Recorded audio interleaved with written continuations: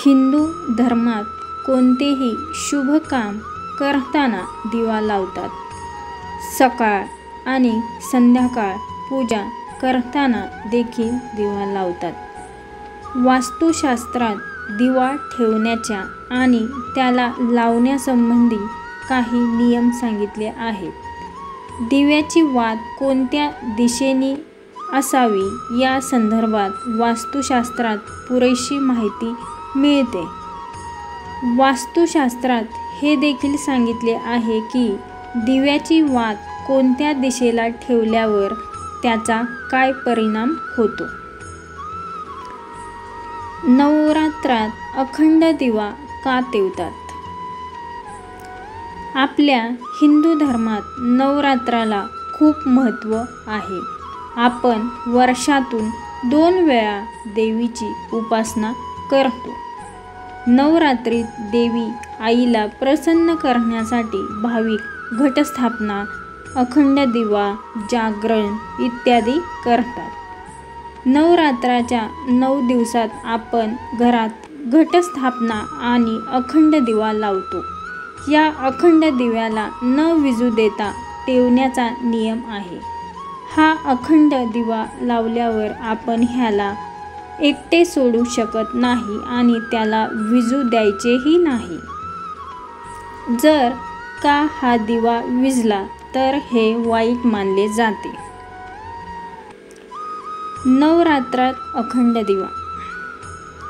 नवरात्रात 9 दिवसांपर्यंत देवी आईला प्रसन्न करण्यासाठी आणि इच्छित फळ मिळावे म्हणून यासाठी गाईच्या साजूक तुपाने अखंड दिवा लावतात. जर घरात गाईचे साजूक तूप नसल्यास इतर कोणत्याही तुपाने आपण देवीपुढे अखंड दिवा लावू शकतो. नवरात्रातील 9 दिवस दिवा तेवत ठेवणे याला अखंड दिवा म्हणतात.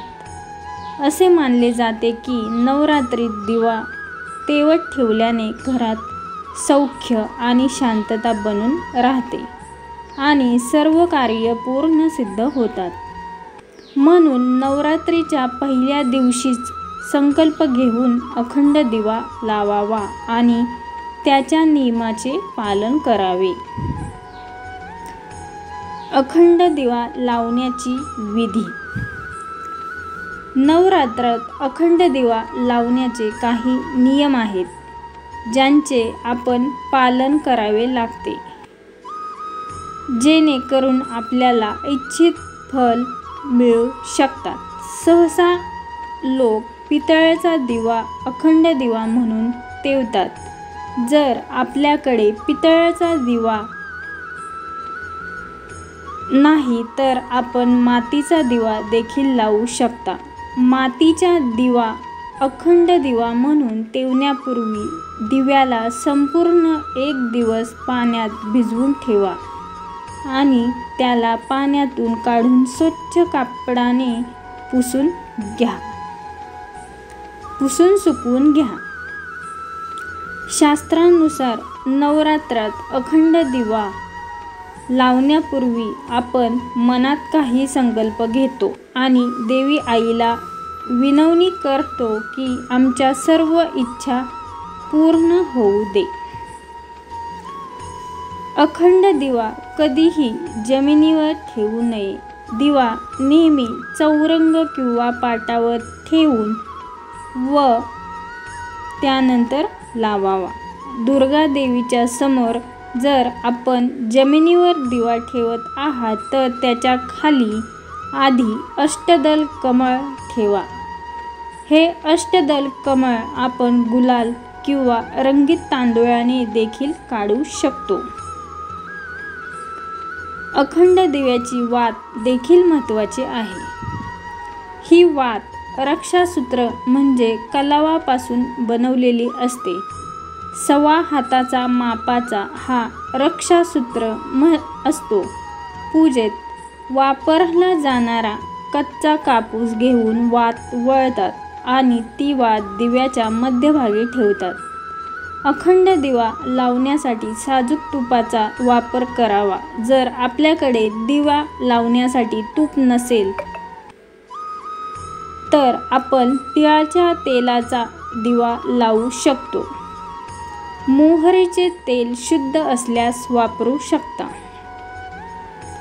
अखंड दिवा देवी आईच्या उजव्या बाजूस ठेवावा, पण जर दिवा तेलाचा असल्यास त्याला डाव्या बाजूस ठेवावा.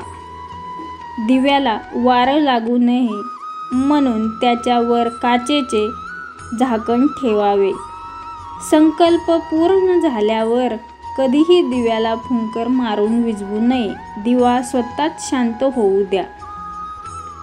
ईशान्य कोन म्हणजे उत्तर पूर्व दिशा, ह्याला देवी देवांचे स्थान मानतात.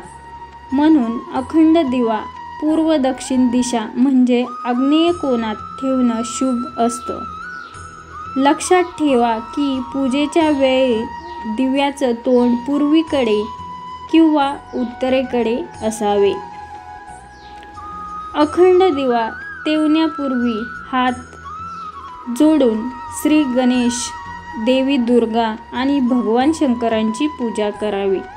दिवा लावताना मनातल्या मनात आपल्या इच्छेबद्दल विचार करा आणि देवी आईला विनवणी करा की पूजेच्या सांगतासह माझ्या सर्व इच्छा पूर्ण व्हाव्या. अखंड दिवा लावताना हा मंत्र म्हणावा. ओम जयंती मंगला काली भद्रकाली कृपालिनी दुर्गा क्षमा शिवा धात्री स्वाहा स्वधा नमस्तुते. अखंड दिवा लावण्याचे शुभ नियम. नवरात्रात अखंड दिव्याची वात पूर्व दिशेला ठेवल्यानं आयुष्य वाढते. दिव्याची वात पश्चिम दिशेने ठेवल्याने दुःख वाढतं. दिव्याची वात उत्तर दिशेने केल्यानं धनलाभ होतो आणि दिव्याची वात दक्षिण दिशेला केल्याने तोटा होतो. हा तोटा माणसाच्या किंवा धनाच्या रूपात देखील संभवतो. कोणत्याही शुभ काम करण्यापूर्वी दिवा लावताना या मंत्राचे जप केल्याने त्वरित यश प्राप्ती होते. अखंड दिव्याची उष्णता दिव्यापासून सुमारे 4 बोटं जाणवली पाहिजे. असा दिवा भाग्याचं सूचक असते. दिव्याची वात सोनेरी असावी, ज्यामुळे आपल्या जीवनात धनधान्य अफाट मिळते आणि व्यवसायात प्रगती होते. जर अखंड वात विनाकारणास्तव स्वतःच विझल्यास घरात आर्थिक संकटे येण्याची शक्यता असते. दिव्यात पुन्हा पुन्हा वात बदलू नये. दिव्याने दिवा लावणं देखील अशुभ मानले जाते.